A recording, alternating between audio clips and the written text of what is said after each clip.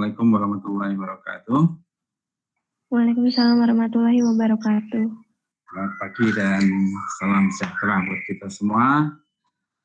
Untuk hari ini kita lanjutkan kuliah geohidrologi untuk pertemuan yang ke-6. Kemudian untuk yang pertemuan ke-6 ini ada tugas 1 untuk saudara kerjakan. Kemudian silahkan nanti saudara kirim lewatnya Google Classroom ya. Jadi soalnya sudah ada di tempel di LMS.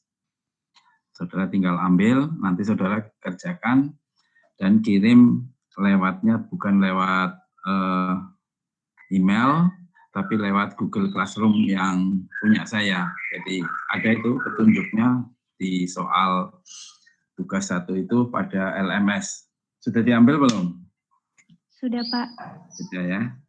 Baik, terima kasih. Kemudian silakan saudara yang belum absen sambil jalan kita absen. Kemudian kita diskusikan tentang pertemuan ke-6 yaitu kita bahas tentang pemunculan air tanah. Jadi kita setelah bahas kemarin pertemuan sampai ke-5, sekarang kita tahu bagaimana distribusi penyebaran air tanah dan sebagainya. Kemudian ada beberapa spot atau di suatu tempat di muka bumi ini, air tanah itu akan muncul ke permukaan secara alamiah, bukan secara buatan, misalnya dibor, dipompa. Ya. Tapi ini adalah pemunculan air tanah secara alamiah. Nah, untuk pertemuan ini kita bahas tentang pemunculan air tanah ini. Ya. Jadi secara alamiah, pemunculan air tanah di muka bumi ini ada 2, bisa berupa spring, atau kita kenal sebagai mata air.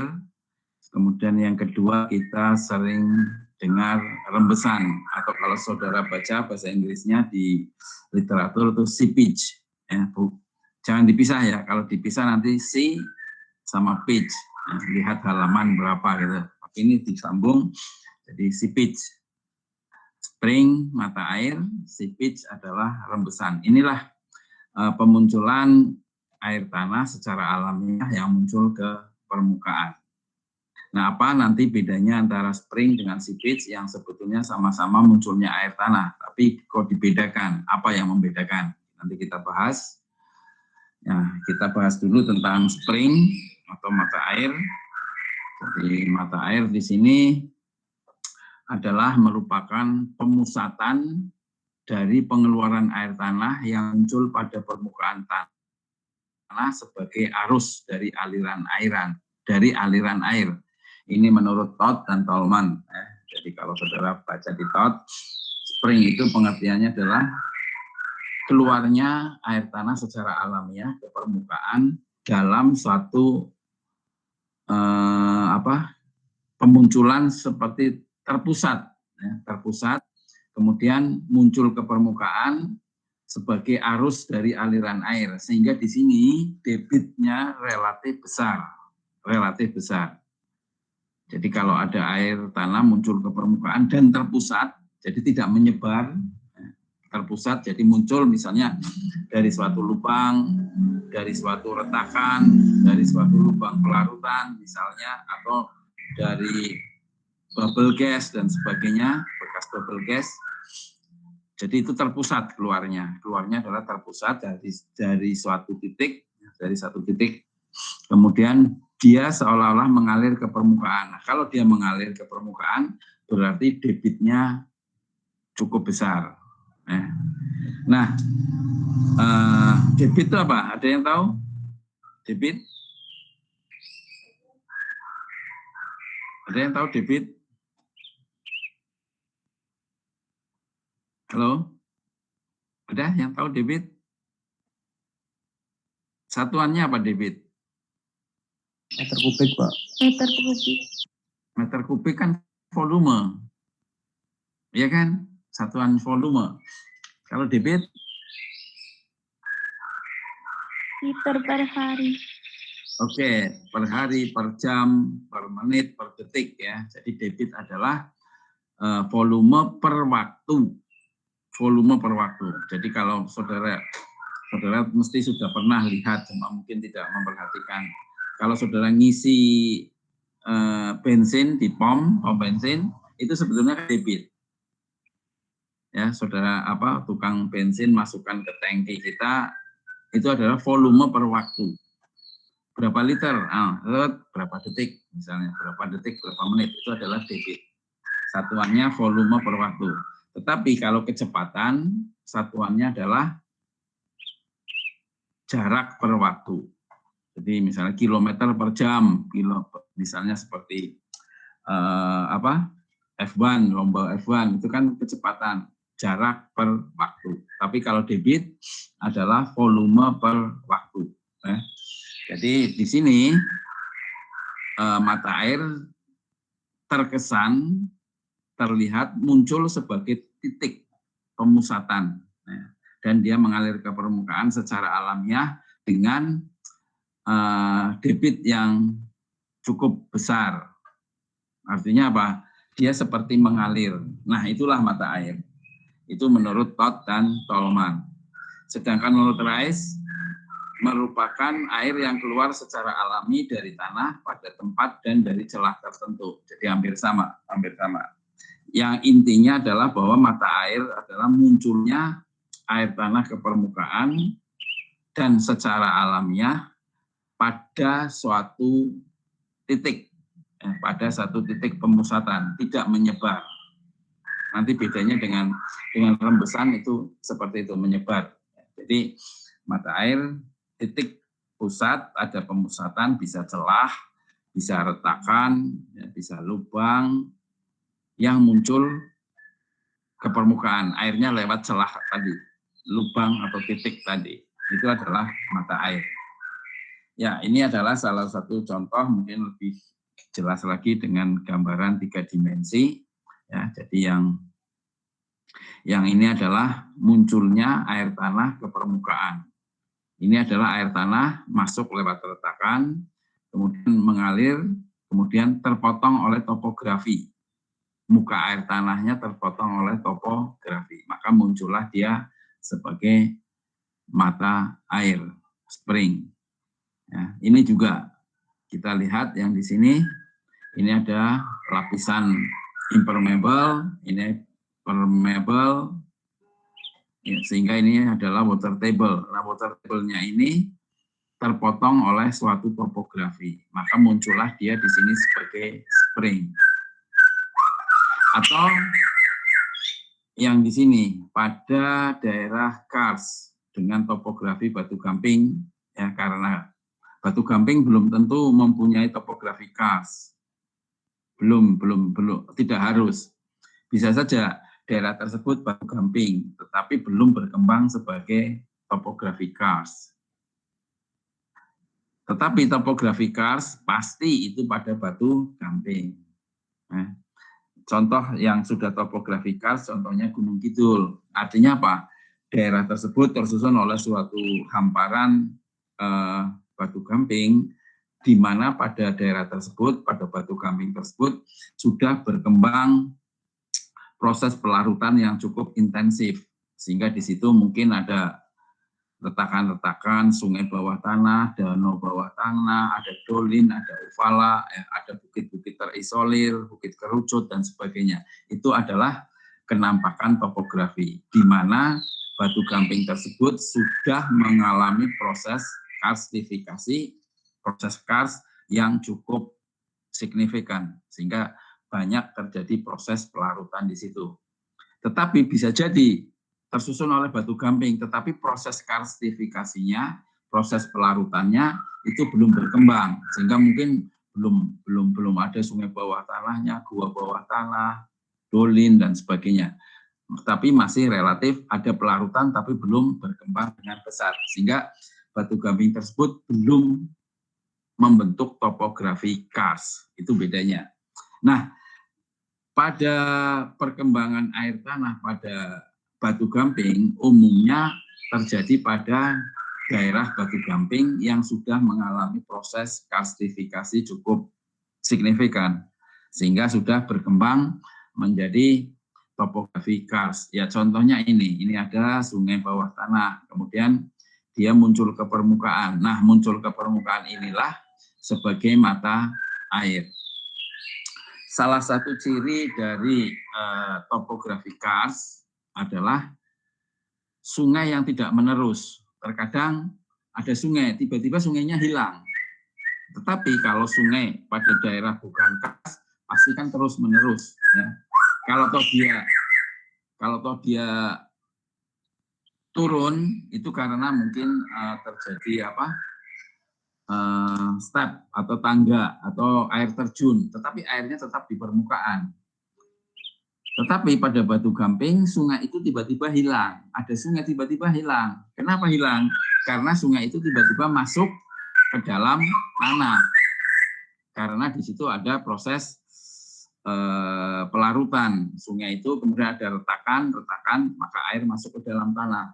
Retakan tadi menjadi besar karena proses pelarutan, maka jadilah suatu lubang yang cukup besar, maka sungai itu tiba-tiba hilang. Ini adalah ciri di daerah karst. Atau tiba-tiba muncul air di permukaan menjadi sungai. Dari mana ujungnya kok enggak ada, tiba-tiba ada sungai. Nah, itu juga adalah kenampakan sungai, ciri-ciri sungai yang ada di daerah karst.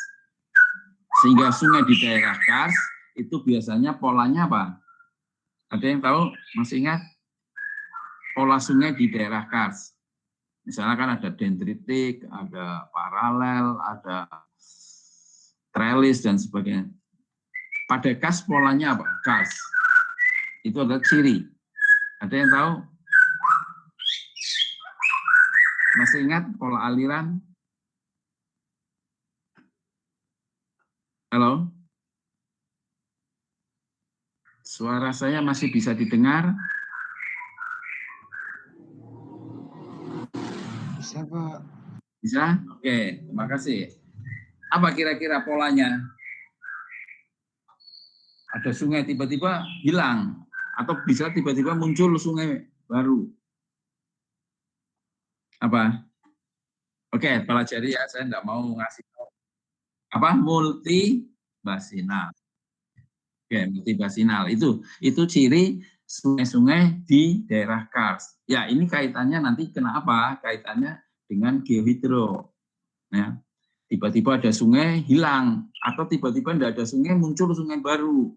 Ya, ini adalah ciri bahwa di daerah tersebut adalah pasti Batu Gamping karena ada proses pelarutan yang sudah cukup intensif.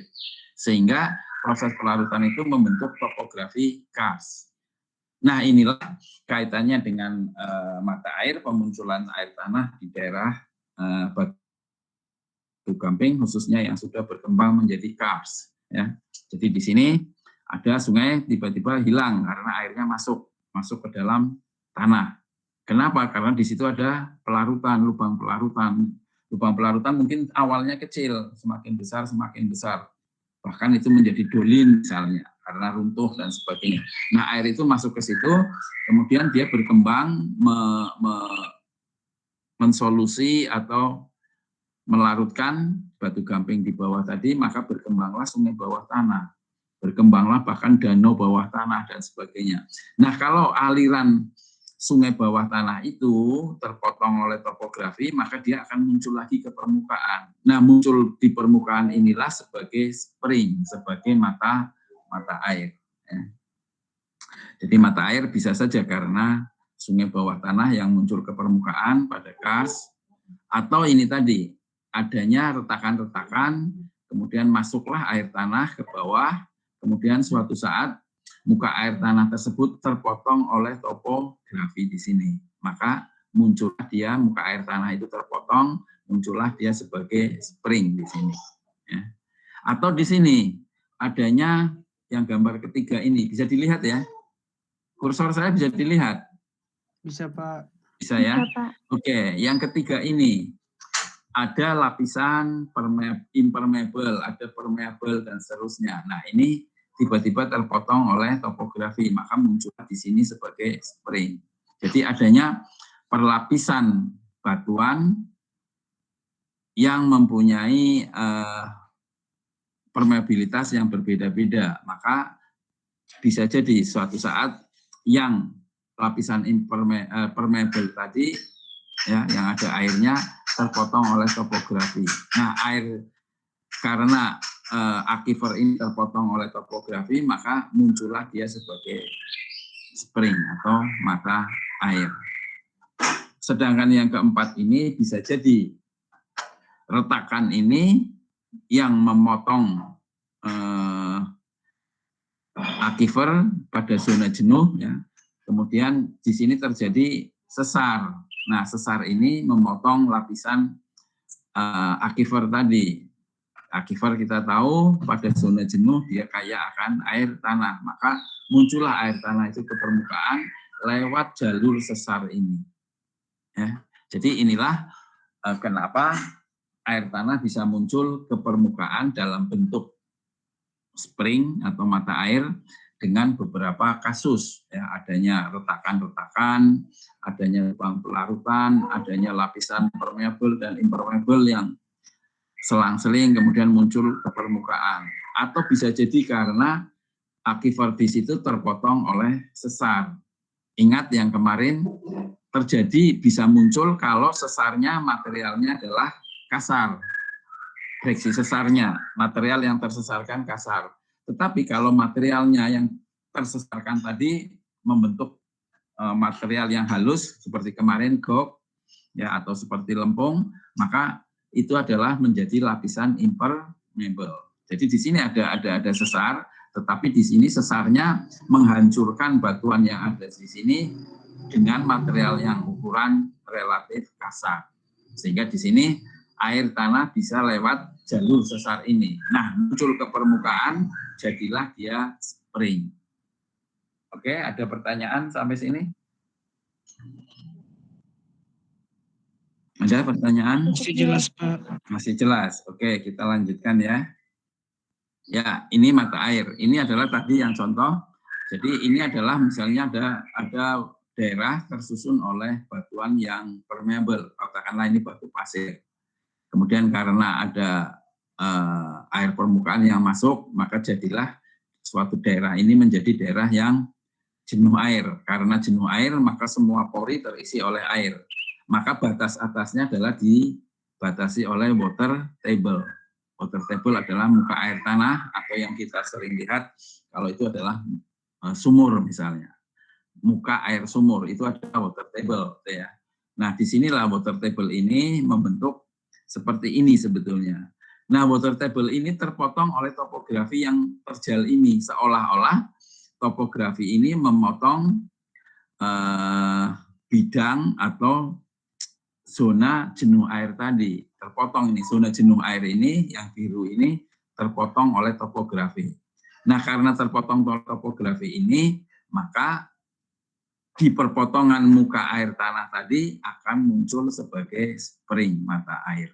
Ya, jadi spring ini terbentuk di mana muka air tanah itu terpotong oleh permukaan tanah. Oke ya. Ada pertanyaan dari sini? Ini adalah untuk lapisan yang aquifer bebas.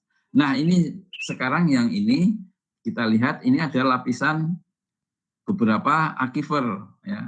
Ini ada aquifer, ini ada aquifer, ya. Nah, sementara dia dibatasi oleh perlapisan permeable, impermeable, permeable, impermeable, sehingga di sini lapisan yang permeable sebagai aquifer ini seolah-olah diapit atau ditutup bawah dan atasnya oleh lapisan kedap air, maka ini jadilah aquifer tertekan.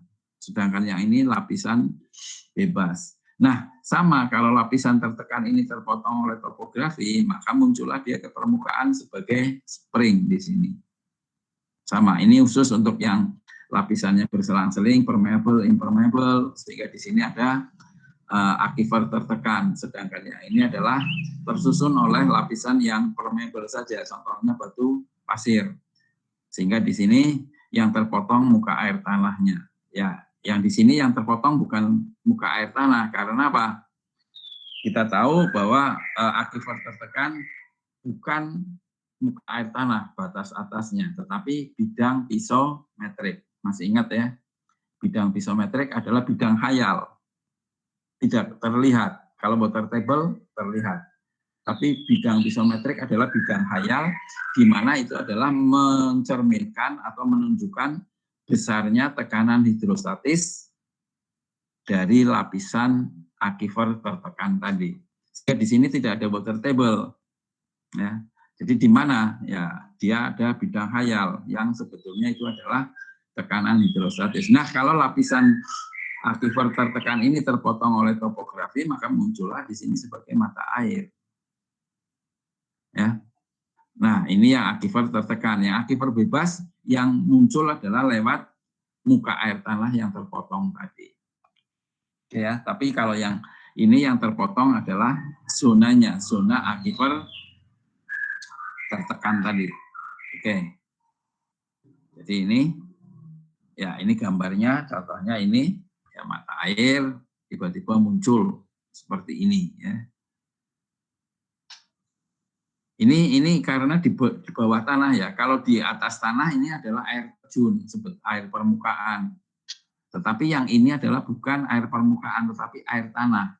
Di mana pada zona ini terpotong, kemudian muncullah dia sebagai satu titik pemunculan, di mana debitnya cukup besar. Tetapi kalau ini di atas tanah, maka itu bukan air tanah, tetapi air terjun. Ya, ini air tanah yang kebetulan muncul menjadi air terjun. Ya, sama juga dengan yang ini adalah lewat retakan. Kalau kita lihat foto atau gambar ini, sepertinya materialnya adalah material halus ya, material halus ini. Berarti dia ada retakan-retakan di sini. Sehingga dia muncul lewat retakan, bukan rongga antar butir karena materialnya halus. Ada pertanyaan sampai sini?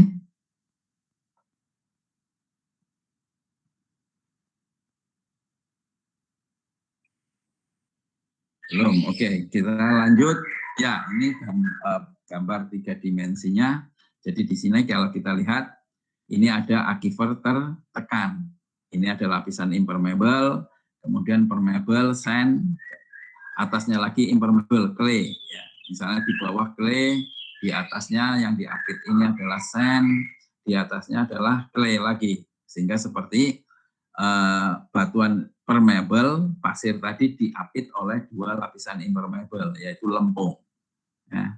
Nah, kalau dia terpotong topografi ini, maka muncullah di sini sebagai mata air titik-titik ini. Sedangkan di atas ini, batuannya adalah bukan aquifer, tetapi dia bisa muncul di permukaan sebagai spring. Kenapa? Ya mungkin lewat lubang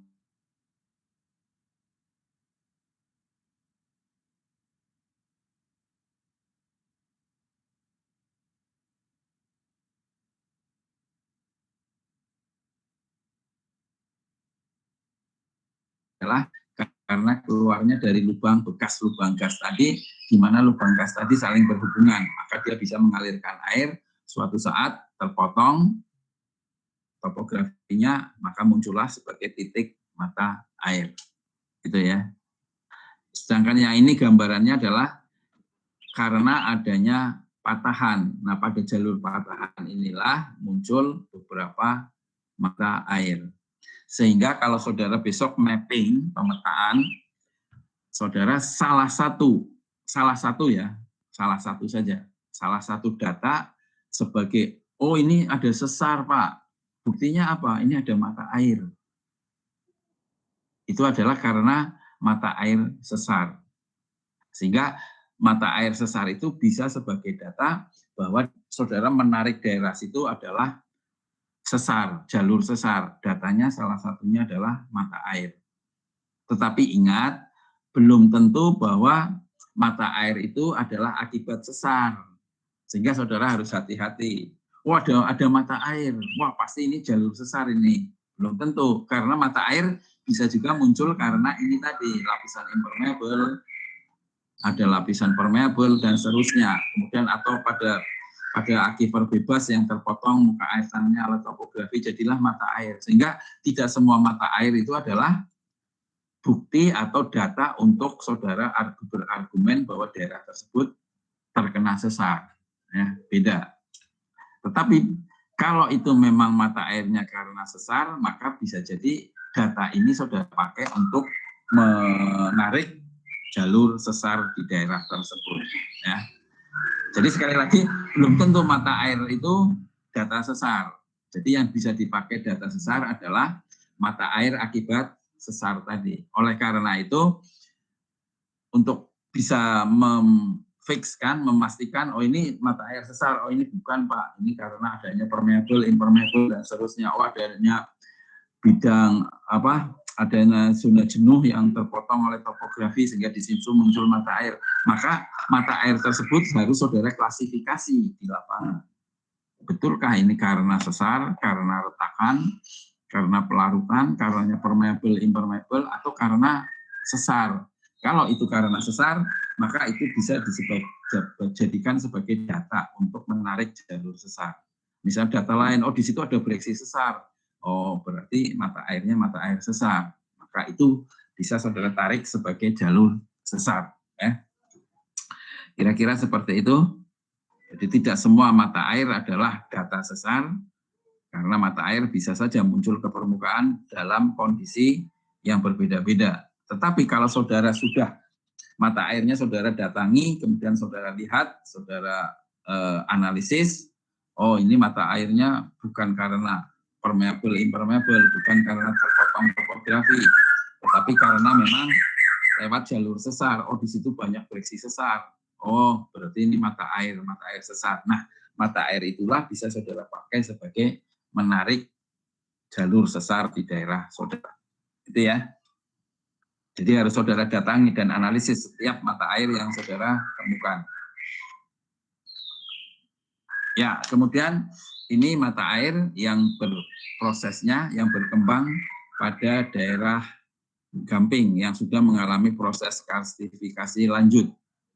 Karstifikasi yang intensif. Ya, ini air permukaan tiba-tiba hilang, aliran hilang ini. Karena dia masuk ke bawah permukaan. Jadi ada sungai tiba-tiba hilang, kemudian turun ke bawah, dia tertampung di sini sebagai sungai bawah tanah. Kenapa tidak turun ke bawah? Karena di bawah batu gamping ini tersusun oleh batuan-batuan yang sifatnya impermeable. Jadi ada batu gamping, pada bagian bawahnya adalah tersusun oleh lapisan impermeable, sehingga seolah-olah air di batas batu gamping ini dengan impermeable ini dia tidak bisa turun ke bawah, maka berkembanglah proses pelarutan di sini, jadilah gua berdalam tanah dan dalam tanah, bahkan kalau mengalir jadilah sungai bawah tanah. Nah, muncul di permukaan, maka ini adalah spring. Yang sebetulnya ini adalah munculnya sungai bawah tanah pada daerah Kars. Kalau saudara mau lihat, misalnya silahkan ke Gunung Kidul, sebetulnya kalau tidak ada pandemi, saya ajak ke sana kalian. Di sana di daerah Baron, itu ada sungai bawah tanah yang muncul langsung ke laut. Jadi di situ tebing batu gampingnya terjal langsung bertemu dengan laut, kemudian muncullah sungai di bawah tanah tadi muncul di situ. Nah di daerah tersebut kalau saudara mandi di situ ada air yang asin, ada yang tawar, bahkan ada yang salin atau payo, karena di situ tempat pertemuan sungai bawah tanah yang airnya tawar dengan laut yang sifatnya asin. Jadi ini contoh di sini bisa kalau dekat ya yang kita bisa lihat di Jogja adalah di daerah Baron ini. Karena maka dari itu di daerah Baron ini dijadikan tempat wisata yang cukup ramai ya. Ya, ini adalah contoh mata air yang keluar melalui sungai bawah tanah kemudian muncul sebagai mata air. Dari mana? Dari air permukaan yang masuk ke bawah, karena daerah ini sudah mengalami proses karstifikasi yang cukup signifikan, yang cukup intensif itu ya. Jadi ada sungai yang hilang, masuk ke bawah, masuk ke gua, danau, kemudian bahkan mengalir jadilah sungai bawah tanah. Kenapa bisa terjadi sungai bawah tanah?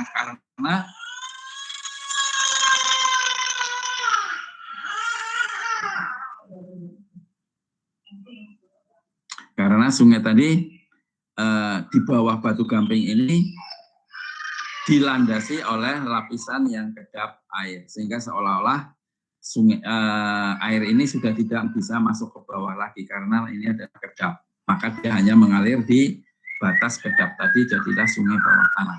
Oke, ada pertanyaan sampai sini? Belum, Pak. Belum. Oke, kita lanjut. Ya, ini adalah gambar dari suatu stratigrafi yang sudah mengalami tektonik. Jadilah ini suatu sinklin. Ya, ini adalah batu gamping. Ini yang coklat adalah lapisan sandstone, ya. Kemudian bawahnya adalah lapisan kedap.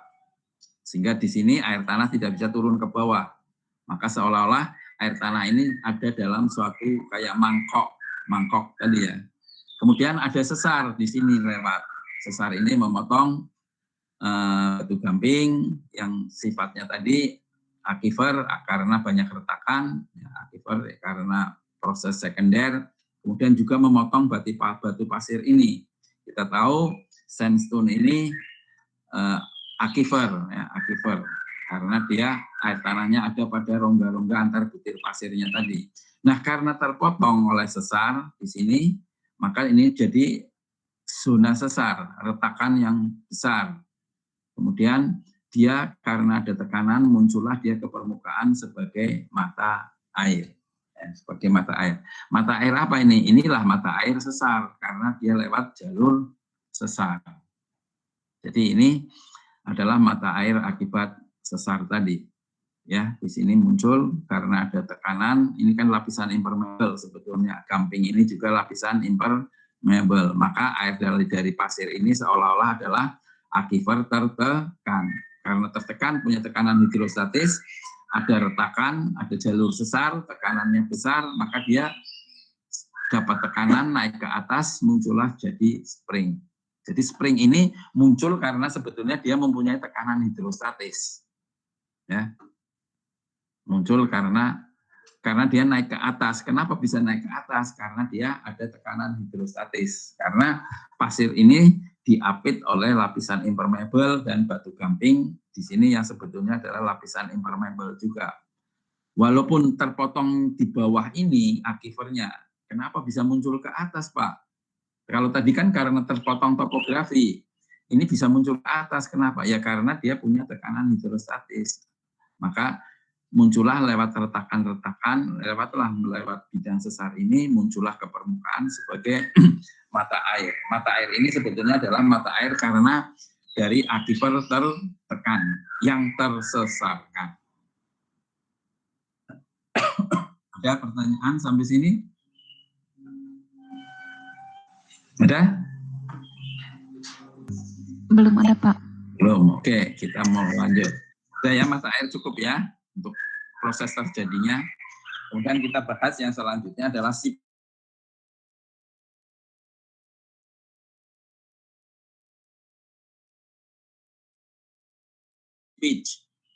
Kok berbeda dengan spring di sini. Jadi seepage adalah mata air yang keluar secara perlahan-lahan dan menyebar ke permukaan tanah. Jadi di sini keluarnya di permukaan tanah bukan satu titik, tetapi menyebar. Kemudian debitnya kecil sekali, sehingga sepertinya rembesan-rembesan tadi. Seperti permukaan tanah kok basah ya, yang di sini, yang sana enggak. Ya, yang basah itu sebetulnya adalah rembesan. Keluarnya air tanah tadi secara perlahan-lahan dan menyebar di permukaan. Maka dia dikatakan seepage, beda dengan mata air. Mata air keluar dari satu titik pemusatan, kemudian debitnya relatif besar. Sedangkan yang di sini debitnya kecil, sehingga seperti rembesan saja dan muncul ke permukaan secara menyebar, tidak lewat satu titik. Ya, ini menurut Mahler. Kemudian menurut Todd, hampir sama ini. Seepage dibedakan dengan spring karena seepage adalah pergerakan air yang keluar secara perlahan-lahan. Jadi beda, debitnya besar, yang ini perlahan-lahan. Kemudian menyebar, tidak lewat satu titik. Titik itu bisa titik rekahan, retakan, sesar, lubang pelarutan, dan seterusnya. Oke ya, jadi intinya yang membedakan adalah saat keluarnya apakah lewat satu titik atau suatu rembesan. Kemudian yang kedua lewat debitnya, apakah debitnya besar atau kecil, hanya rembesan. Itu yang membedakan antara seepage dan spring. Ya, ini mungkin saudara kalau pemetaan mungkin ya, kalau saudara GL ya, lewat sungai-sungai biasanya di pinggir tebing-tebing sungai ada yang basah, ada yang kering. Ya, kalau saudara lewat jalur sungai, misalnya kebetulan sungainya kering, saudara lewat kiri kanan tebingnya, kiri kanan tebingnya kok basah ya. Biasanya banyak lumut ya dan sebagainya, tumbuh lumut karena basah. Bahkan ada air yang menetes-netes dan seterusnya. Itulah bentuk seepage. Karena apa? Ini adalah zona jenuh, atasnya adalah tidak jenuh. Makanya di sini batasnya adalah water table. Karena alirannya perlahan-lahan, ya, alirannya perlahan-lahan, maka dia muncul juga tidak berupa satu titik, tapi rembesan, maka inilah seepage. Ini, jadi kalau saudara jalan di jalur sungai yang tebingnya cukup besar, kemudian ada rembesan, ada tetesan-tetesan air, itu dikatakan sebagai seepage. Jadi seepage muncul apabila jenis sungainya apa ini? Kira-kira jenis sungai seperti ini apa? Ini water table-nya, ini muka air sungainya. Jadi water table ini, muka air tanah lebih tinggi daripada muka air sungai. Maka ini jenis sungainya apa? Ada yang masih ingat, tahu?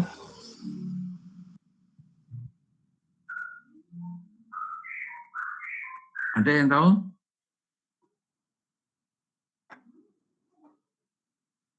Halo? Masih mengikuti? Atau suara saya putus? Masih, Pak. Masih. Oke, kira-kira apa? Kita diskusi. Sungainya apa? Muka air tanahnya lebih tinggi di sini daripada muka air sungai. Sehingga air tanah di sini mengisi air sungai. Ya kan, muka air tanahnya kan di sini. Muka air sungainya di bawah. Maka di sini sebetulnya sungai diisi oleh air tanah. Jadi air tanah di sini mengisi sungai. Tetapi ada sungai di mana permukaan sungainya lebih tinggi dari water table-nya.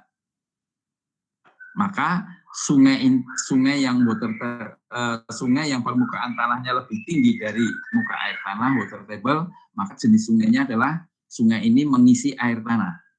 Sedangkan yang digambar ini water table-nya lebih tinggi dari muka sungai, maka air tanah ini yang mengisi sungai. Apa namanya? Masih ingat? Ada influen, ada effluent.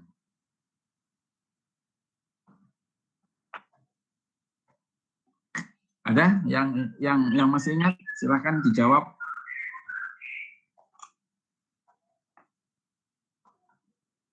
Ada?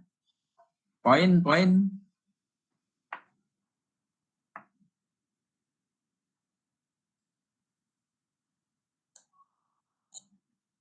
Masih ngikut ya suara saya ya? Masih, Pak. Masih. Pak. Oke. Kalau sungai mengisi air tanah, jadi muka air sungai lebih tinggi dari water table-nya, artinya sungai mengisi air tanah itu adalah influen. Tetapi kalau water table di daerah tersebut lebih tinggi dari muka air sungai, berarti air tanah di sini mengisi air sungai. Maka ini disebut sebagai sungai effluent. Itu ya. Nah, di gambar ini muka air tanahnya, water table-nya lebih tinggi dari muka air sungai. Maka air tanah ini akan mengisi air sungai. Maka di sini sungainya adalah sungai effluent. Sungai yang diisi oleh air tanah atau air tanah mengisi air sungai. Nah, bagaimana cara air tanah mengisi air sungai di sini, effluent ini? Ya lewat dinding-dinding ini, bisa lewat rembesan, atau kalau debitnya besar, di sini berupa titik, dia mengalir, maka muncullah di sini sebagai air mata air. Tetapi kalau hanya rembesan-rembesan di dinding tebing ini, maka dia adalah seepage. Ini adalah muka tebing, ini adalah muka rembesan, permukaan rembesan. Jadi di sini ada zona jenuh terpotong oleh sungai, zona jenuh air, tapi tidak ada retakan, maka dia muncul hanya rembesan-rembesan. Tidak satu titik terpusat, tetapi menyebar. Debitnya ya kecil, berupa rembesan. Maka ini disebut sebagai seepage. Jadi sebetulnya kalau saudara ingin menentukan sungai efluen atau influen, bisa saja saudara jalan aja di sungai tersebut, lihat tebingnya. Kalau tebingnya kering, berarti muka air tanah di situ lebih rendah dari muka air sungai. Maka sungainya adalah sungai influen. Tetapi kalau saudara jalan di situ, tebing-tebingnya basah, bahkan ada tetesan-tetesan air, berarti itu adalah rembesan. Karena rembesan berarti muka air tanah di situ lebih tinggi daripada muka air sungai, seperti gambar ini.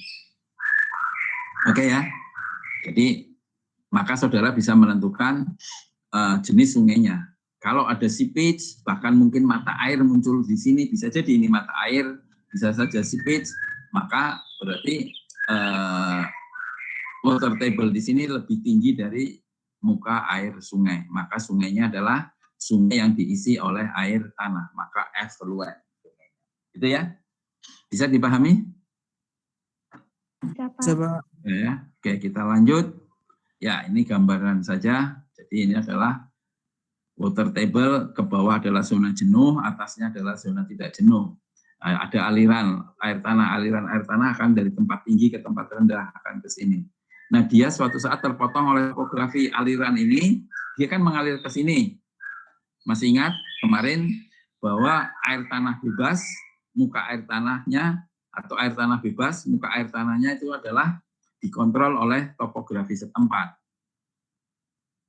Masih ingat kuliah kemarin, minggu kemarin, secara morfologi, bahwa muka air tanah bebas dikontrol oleh bentuk topografi di daerah tersebut. Ya, ini topografinya mungkin miring ke sini, maka air tanahnya juga miring, dia bergerak mengalir ke sini. Tiba-tiba dipotong oleh topografi yang terjal di sini. Maka aliran air tanah ini mengalir ke sini, tiba-tiba terpotong, maka di sini muncullah sebagai mata air. Kalau itu titik, kalau itu zona, debitnya tidak besar, maka ini adalah zona seepage. Ya, jadi di sini ini ada muka air lautnya, ini tebingnya, aliran air tanah dari tempat tinggi ke tempat rendah sesuai dengan topografinya. Nah, di sini aliran ini terpotong oleh topografi, maka muncullah di sini. Bisa sebagai zona, jadi rembesan, debitnya kecil, atau satu titik. Berarti dia adalah spring. Biasanya debitnya cukup besar. Oke ya, jadi di sini adalah kuncinya adalah ini. Exit phase-nya sini. Ya, adanya tebing yang memotong zona jenuh air pada aquifer bebas.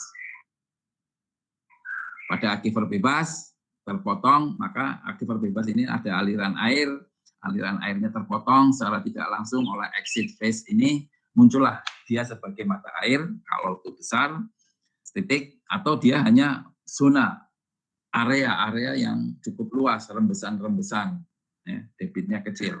Ya. Jadi ini potensial sekali bahwa di daerah ini adalah daerah rembesan. Nah, kalau di sungai-sungai, saudara mungkin bahasa Jawa itu sering ada belik. Banyak kan ada sungai-sungai yang airnya nggak besar, di satu tempat banyak orang pada untuk cuci, untuk mandi, dan seterusnya di situ.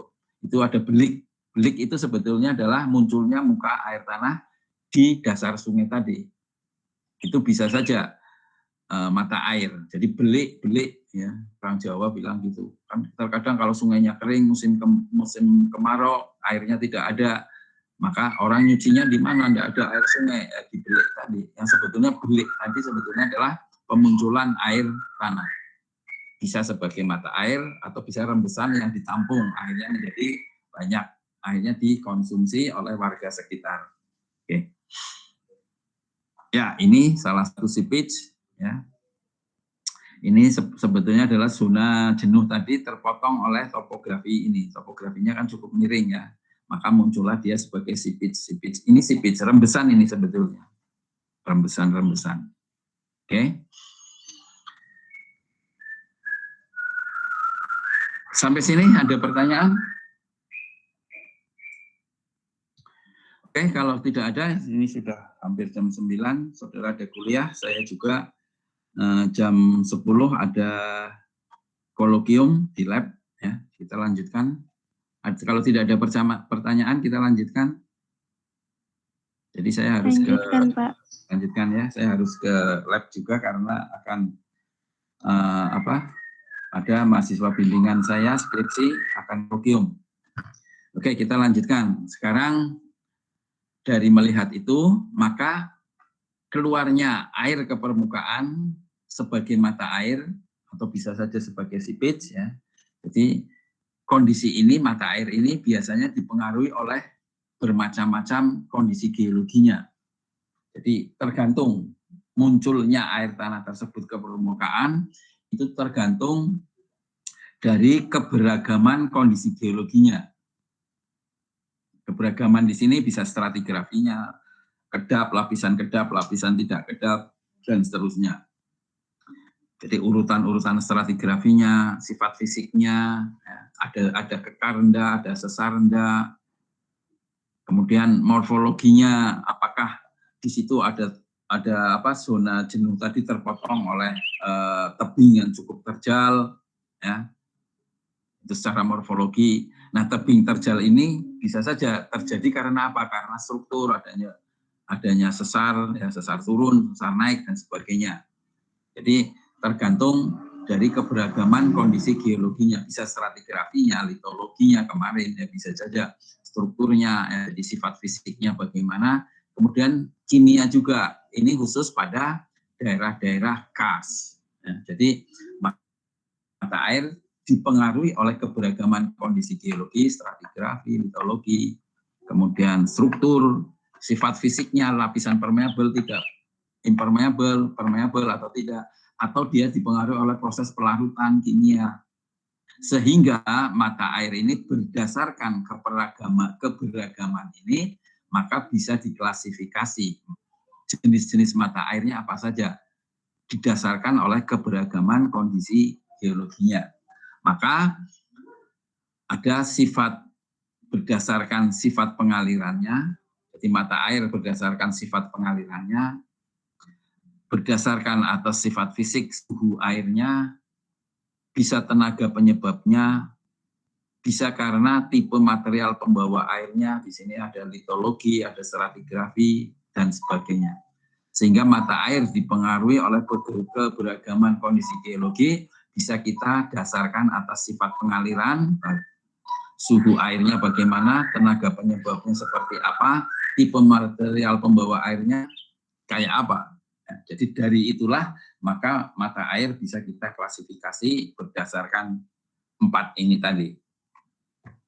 Nah, berdasarkan atas sifat pengalirannya ini Tolman, maka berdasarkan sifat pengaliran tadi, maka ada mata air menahun.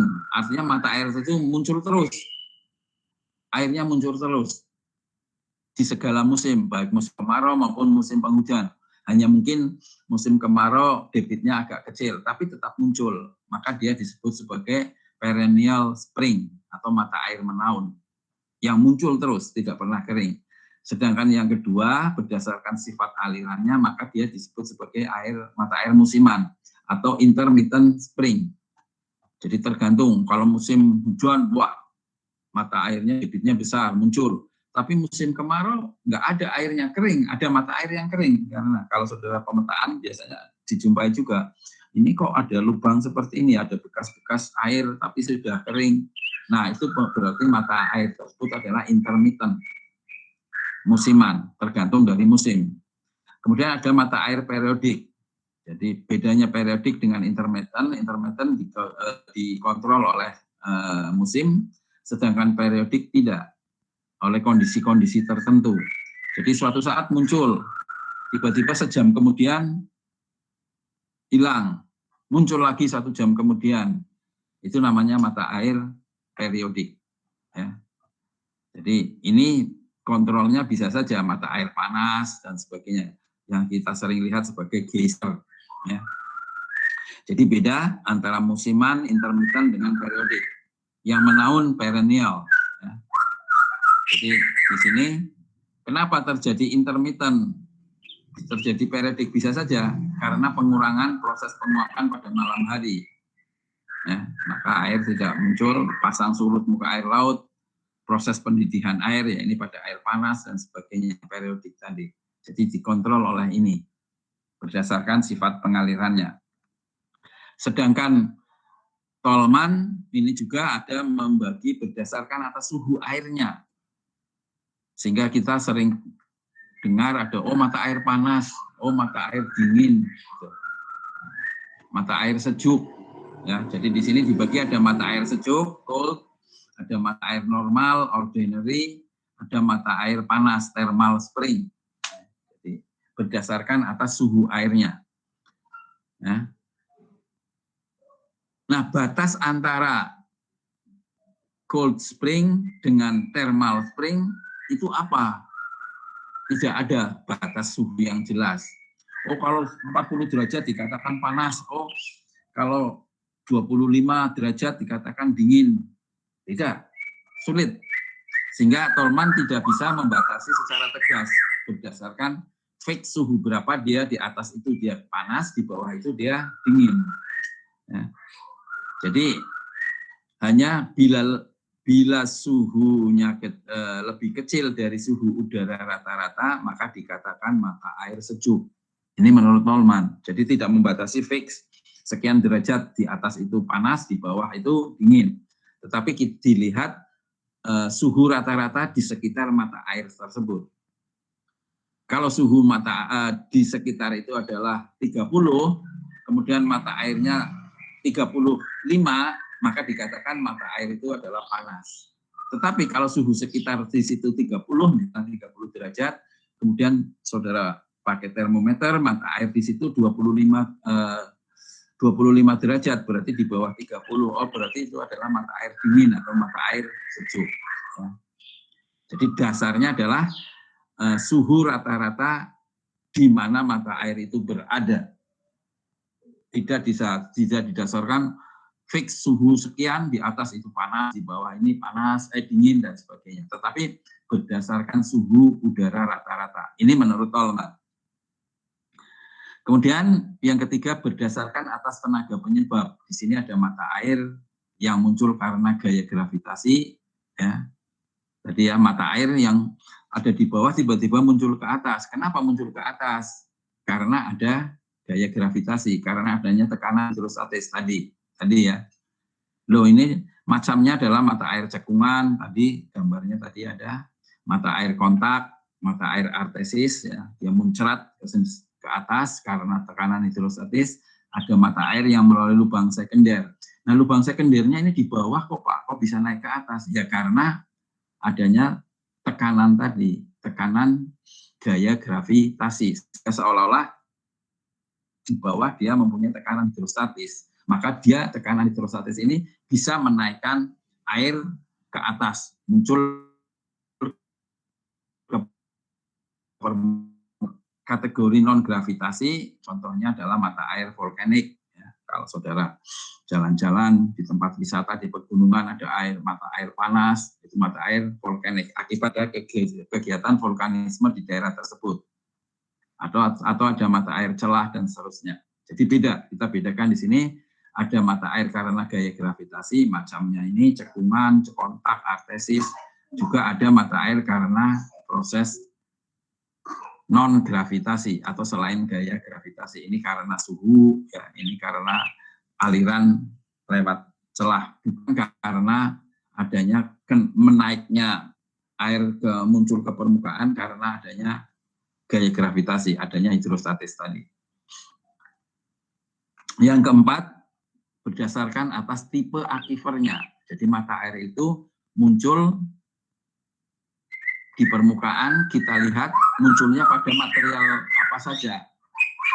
tipe akifernya, apakah pada akifer bebas atau pada akifer tertekan. Jadi kita lihat mata air ini ternyata muncul di antara dua lapisan impermeable. Oh, ini berarti tertekan. Kalau dia hanya pada lapisan permeable saja, jadi akifer bebas, maka dia termasuk akifer bebas. Jadi berdasarkan tipe akifernya, material pembawa airnya. Di sini ada material mata air yang muncul dari material yang permeable, lulus air, pada lapisannya tipis, ada yang lapisannya tebal, ada selang-seling antara lapisan lulus dan lapisan kedap, permeable dan impermeable, adanya saluran karena proses pelarutan, solusi tadi ya pada kas, ada pada lava, di mana lava ini ada lubang-lubang gas yang saling berhubungan, maka dia bisa untuk lewat aliran air. Nah, muncul di permukaan jadilah dia mata air, atau bisa saja sebagai seepage. Atau bisa lewat retakan-retakan karena kekar-kekar dan sebagainya. Ya. Jadi ini yang berdasarkan atas tipe akifernya. Nah, itu pembagiannya kira-kira seperti itu. Tetapi ada mata air khusus ini, yaitu mata air yang terjadi karena dipengaruhi oleh kondisi geologi tertentu, sehingga mata airnya mempunyai sifat tertentu pula. Contohnya mata air panas, dipengaruhi oleh proses vulkanisme di daerah tersebut. Mata air mineral, karena air yang muncul ke permukaan berasal dari air tanah yang cukup dalam. Biasanya air tanah cukup dalam, kandungan mineralnya tinggi. Kenapa? Ya karena kalau dia zona jenuhnya, water table-nya dekat permukaan, maka dia masih dipengaruhi oleh sifat panas lingkungan oleh siang, oleh matahari. Ya. Karena matahari, maka terjadilah penguapan. Ya. Tetapi kalau yang cukup dalam, ini sudah dalam, maka proses evaporasi di situ sudah kecil. Karena apa? Mataharinya hanya di sekitar permukaan tanah saja, sementara tidak sampai jauh mempengaruhi kedalaman air tanah pada akifer yang dalam. Makanya biasanya di situ kandungan garamnya tinggi, ya, karena tidak terpengaruh oleh proses siklus hidrologi. Ya, siklus hidrologi kan ada evaporasi, evapotranspirasi dari tanaman dan sebagainya. Kemudian ada infiltrasi. Nah, karena ini akifernya cukup dalam, berarti tidak ada air permukaan yang masuk ke situ, karena sudah ditampung oleh akifer di atasnya. Sementara panasnya ada, bukan karena panas oleh matahari, karena panasnya tidak sampai ke bawah, tetapi panas oleh kondisi kedalaman dari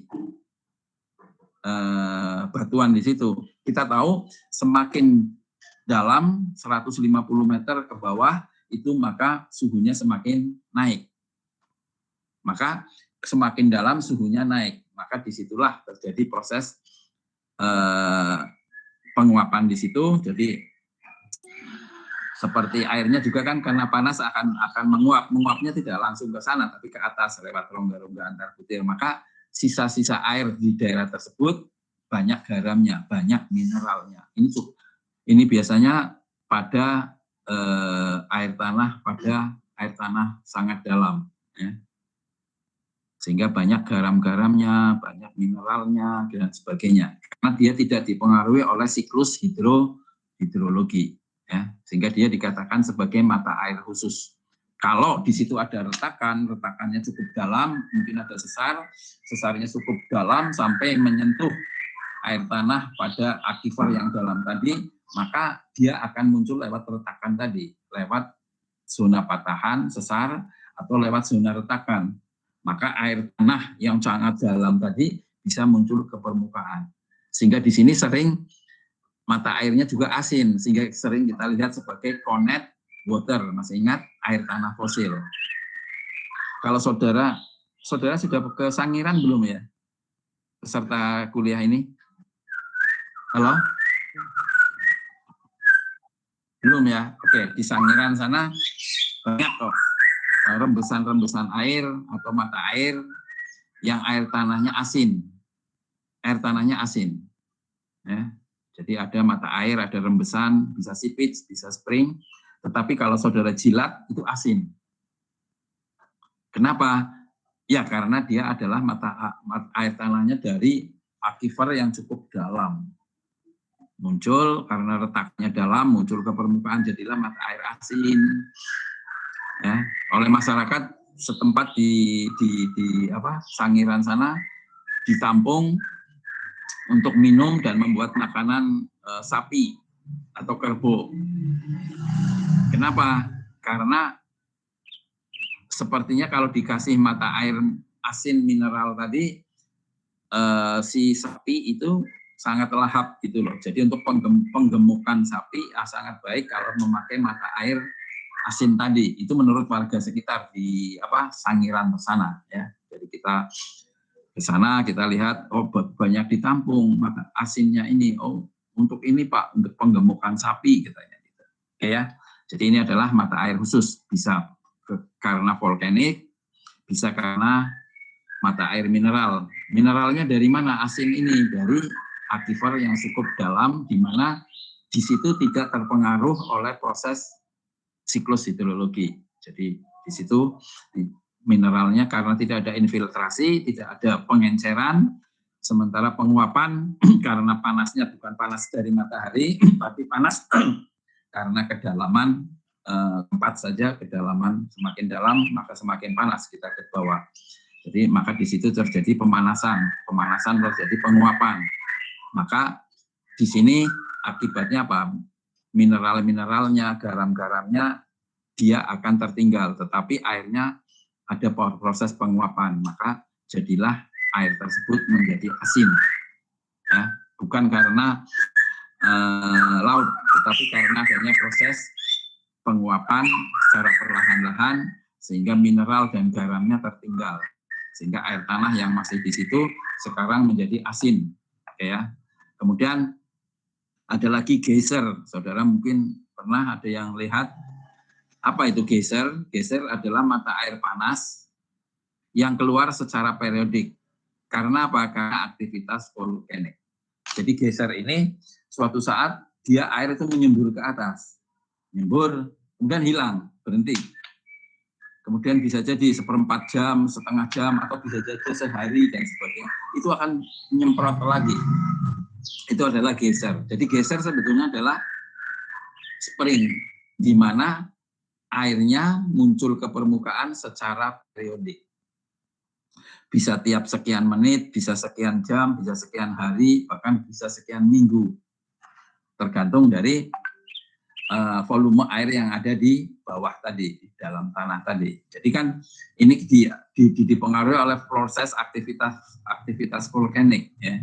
Jadi di bawah air tanahnya, di bawah dia mengalami pemanasan karena ada proses aktivitas volkanik. Maka air tanah di situ panas.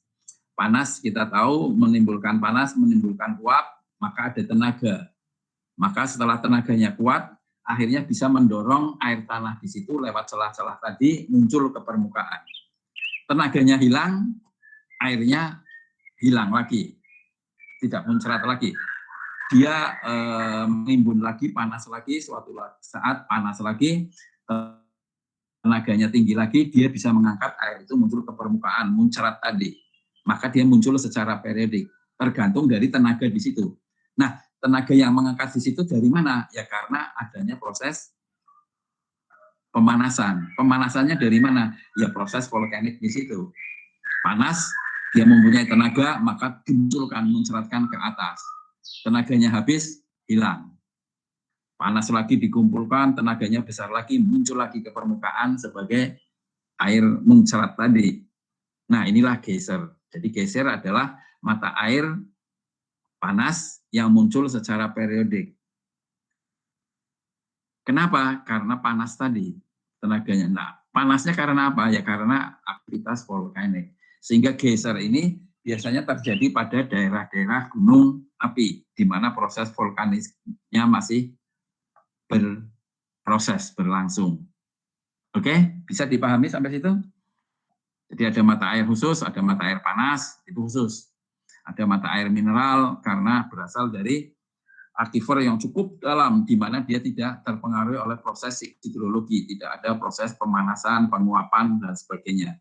Kenapa bisa muncul? Karena ada retakan yang cukup dalam, sampai ke aquifer itu dia muncul ke permukaan. Nah, karena dia tidak terpengaruh oleh siklus hidrologi, maka di situ banyak kandungan mineral dan garam-garam. Ya, karena apa? Terjadi penguapannya bukan karena matahari siklus hidrologi, tapi karena proses kedalaman dari zona dari muka bumi ini. Semakin dalam suhu akan naik, maka terjadilah di situ terjadi penguapan, maka mineral dan garam-garamnya tertinggal, maka jadilah air di situ air tanah asin. Ya, bukan laut, bukan. Oke, ada pertanyaan sampai sini? Ada? Halo, masih mengikuti? Masih, Pak. Oke, selesai. Jadi sampai sini untuk pemunculan air tanah. Ada kita review lagi. Pemunculan air tanah bisa seepage, bisa spring, tergantung dari tempat munculnya, kemudian debitnya. Kemudian muncul bisa karena sesar, bisa karena stratigrafi, permeable, impermeable, bisa karena morfologi, karena zona jenuh tadi, atau aquifer tadi terpotong oleh topografi, dan seterusnya. Sehingga dari keberagaman kondisi geologi, sifat fisiknya, stratigrafinya, kemudian kandungan kimianya, maka mata air bisa kita klasifikasi bermacam-macam tadi. Ada mata air panas berdasarkan suhu, berdasarkan pengaliran, menerus atau tidak menerus, dan seterusnya. Oke, ada pertanyaan? Pak, saya bertanya mengenai tugas, Pak. Oke, ya. Itu di kode kelasnya nggak bisa masuk, Pak. Kodenya salah. Kode apanya? Kelas? Kode classroom. Itu pas mau join nggak bisa, Pak. Kodenya Kode salah kelasnya. katanya. Oke, nanti Iya. saya anukan lagi ya. Nanti saya anukan ke grup ya. Kalau ada masalah ya, tolong Baik. disampaikan di grup kelas A. Nanti ada kita diskusikan di situ. Saya belum ngecek soalnya. Nanti saya cek habis ini karena Baik, habis Pak. kolukium. Ada lagi? Untuk tugasnya itu ditulis tangan atau diketik, Pak? Tulis tangan saja. Tulis tangan. Baik, Pak. Karena pengalaman ya saya tidak sudon. Tapi terkadang ada yang hanya copy paste gitu. Karena ketik kan nggak begitu kelihatan. Ya kita ya cobalah latihan menulis halus. Tulisannya yang bisa dibaca ya, yang besar-besar ya. Tolong dibuat besar-besar. Saya sudah tua, matanya sudah rabun. Kalau ada gambar, saudara silakan gambar dengan ya agak besar lah. Oke? Ada lagi pertanyaan? Ya, terima kasih tadi. Ya, Pak. Ya silakan.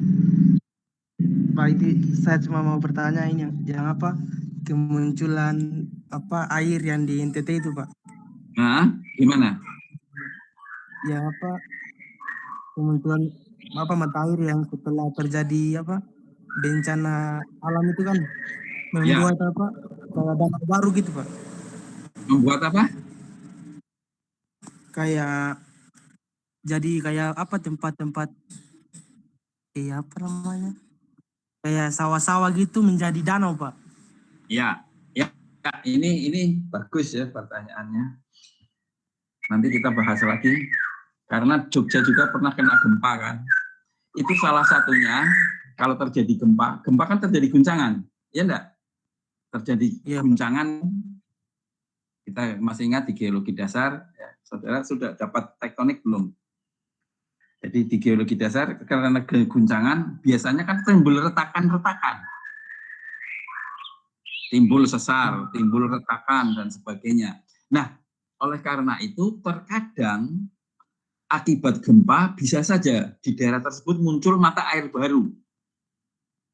Yang dulunya tidak ada, kok tiba-tiba muncul mata air, Pak? Ya itu karena adanya retakan-retakan baru akibat gempa tadi.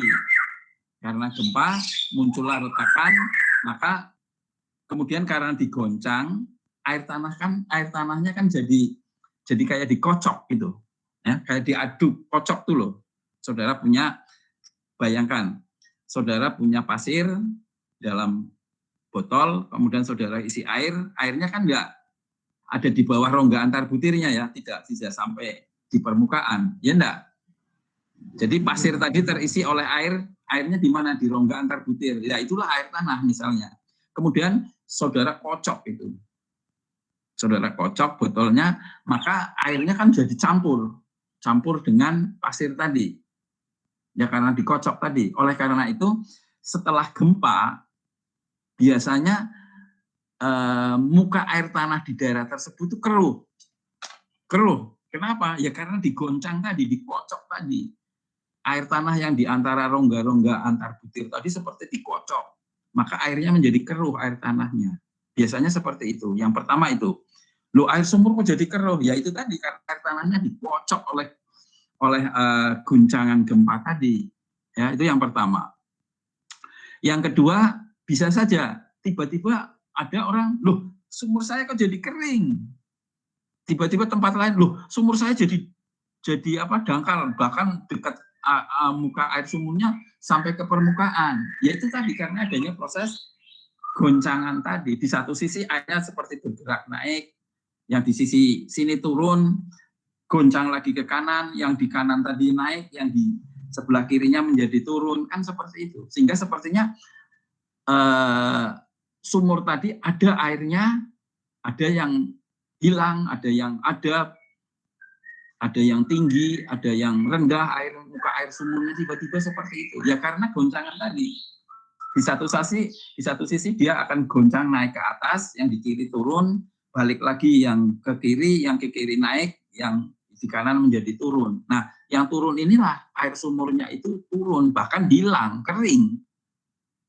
Ini adalah salah satu ciri dari daerah tersebut setelah terjadi gempa. Ya, air tanahnya keruh, sumurnya keruh airnya karena dikocok tadi. Kemudian ada sumur yang tiba-tiba, lu sumur saya kering, lu sumur saya kok jadi dalam, sumur saya jadi dangkal dan sebagainya, muka airnya gitu ya. Karena tadi digoncang tadi. Yang kedua itu. Yang ketiga tadi mata air. Tiba-tiba mata air kering, hilang. Ya kayak sumur tadi karena air tanahnya hilang, digoncang. Muncul mata air baru. Tiba-tiba di situ ada muncul mata air baru, dulunya nggak ada. Ya karena adanya retakan tadi air tadi digoncang, maka muncullah lewat retakan itu sebagai mata air baru. Tapi mata air lama karena airnya hilang, digoncang, lari ke kanan misalnya, maka jadi kering. Ya inilah ciri-ciri dampak dari gempa itu. Nah di NTT yang kemarin mungkin seperti itu.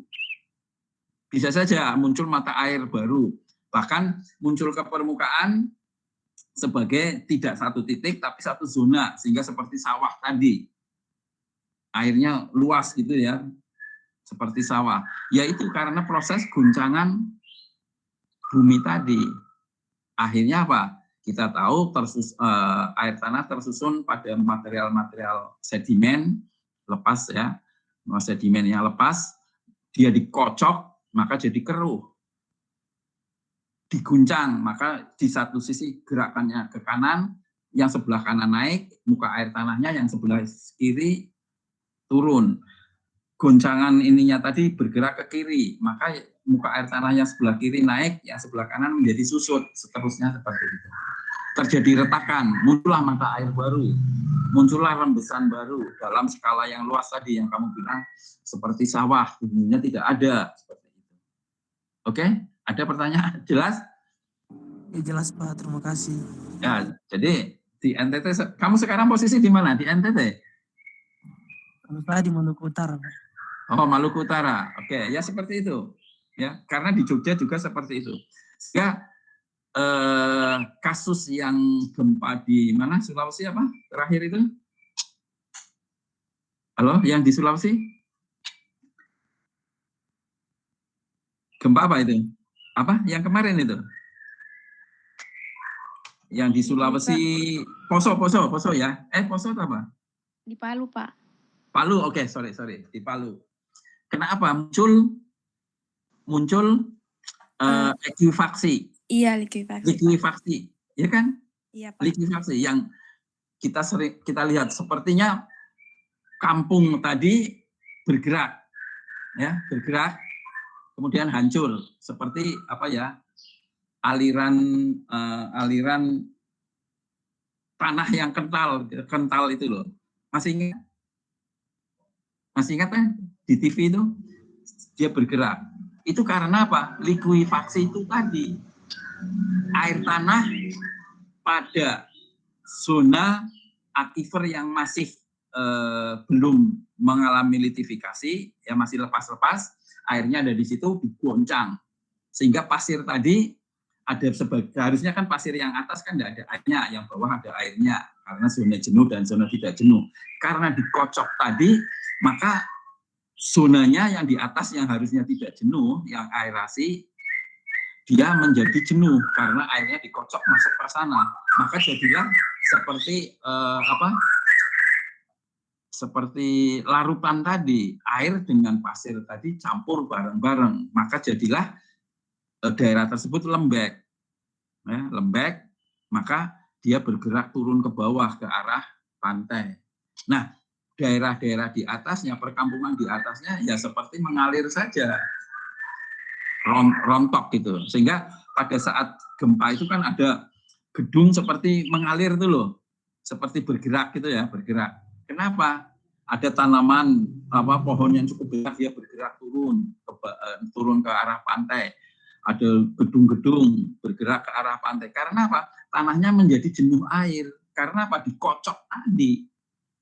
Sehingga prosesnya adalah proses likuifaksi. Itu yang terjadi di kemarin itu, di Palu ya, di gempa Palu itu. Jadi itu ciri-ciri air tanah akan terpengaruh juga karena adanya goncangan tadi. Kalau kebetulan air tanahnya pada material lepas, misalnya pasirnya belum mengalami sementasi, belum kompaksi, belum litifikasi, maka kalau dikocok airnya juga menjadi tercampur dengan pasir tadi, sehingga pasir tadi menjadi seperti larutan ya, seperti larutan tadi. Jadi dia bergerak, karena kekuatannya sudah hilang, karena semuanya jadi jenuh air. Nah, dia akan bergerak ke arah yang topografinya rendah, sehingga kampung tadi sepertinya bergerak gitu, gedung-gedung, bangunan, pohon, dia bergerak terbawa oleh pasir yang jenuh air tadi. Itu ya. Jadi kasusnya itu likuifaksi juga termasuk ke air tanah tadi, karena air tanahnya menjadi jenuh di daerah tersebut. Maka terjadilah likuifaksi tadi, yang kasus di gempa Palu. Oke? Tadi pertanyaan yang NTT sama. Jadi bisa saja muncul mata air baru, bisa air tanahnya menjadi keruh, mata air hilang, sumur kering, bahkan bisa terjadi likuifaksi tadi. Akibat gempa yang akhirnya mempengaruhi kondisi air tanah setempat. Tetapi kalau air tanahnya pada aquifer yang sudah consolidated, mungkin tidak terjadi likuifaksi, tidak akan terjadi likuifaksi, karena batuannya sudah kompak. Tetapi kalau air tanahnya pada aquifer yang unconsolidated, maka bisa saja terjadi likuifaksi. Karena apa? Air tanah itu bisa bercampur dengan material lepas tadi, sehingga seperti adukan itu loh, adukan ya. Jadi seperti kental tadi. Campur antara material-material lepas tadi dengan air. Jadilah likuifaksi. Jadi itu dampak air tanah akibat adanya guncangan tadi. Guncangan ini bisa terjadi karena sesar, karena gempa dan seterusnya. Oke ya, cukup? Cukup, Pak. Cukup jelas ya? Lainnya juga ya. Jadi likuifaksi termasuk akibat air tanah juga. Jadi air tanah yang terguncang dan bercampur dengan materialnya. Jadi materialnya adalah material yang masih unconsolidated pada kuliah yang kemarin. Tetapi kalau air tanah itu terdapat pada aquifer yang sudah consolidated, misalnya batu pasir, breksi dan sebagainya, maka tidak akan terjadi likuifaksi tadi, terjadinya larutan tadi, campur material dengan air tanahnya. Tetapi apabila air tanah di tempat tersebut terdapat pada material yang unconsolidated, yang masih lepas-lepas, bisa saja terjadi likuifaksi. Kasus di gempa Palu yang kemarin. Di Jogja sebetulnya ada, tapi tidak separah sana. Di Jogja waktu itu ya orang pada tanya, bingung, sumur saya kok jadi kering? Sumur saya kok jadi keruh? Tiba-tiba ada mata air baru. Itu banyak muncul setelah terjadinya gempa di Jogja seperti itu. Di NTT juga seperti itu, saya kira hampir sama. Karena terjadinya proses pengadukan atau pengkocokan air tanah dengan material aquifernya akibat goncangan dari gempa tadi. Oke, ada pertanyaan? Ada? Cukup? Kalau cukup saya akhiri karena saya harus ke lab untuk kolokium. Baik, saya ingatkan lagi, silakan saudara mengisi presensi, kemudian tugas sesuai dengan petunjuknya untuk mengumpulkan, ini tugas 1. Kemudian nanti saya cek lagi tadi yang pertanyaan tadi ya, kalau tidak bisa gitu ya. Baik, kalau tidak ada saya akhiri. Masih ikuti saya? Masih, Pak. Oke, terima kasih. Pak. Ya, terima kasih perhatiannya. Saya akhiri saja sampai ketemu minggu depan, pertemuan yang ke-7. Kita bahas tentang aliran air tanah. Dan ada tugas 1 lagi, tugas 2. Baik, terima kasih. Sampai ketemu lagi. Assalamualaikum warahmatullahi wabarakatuh. Waalaikumsalam warahmatullahi wabarakatuh. Terima kasih, Pak.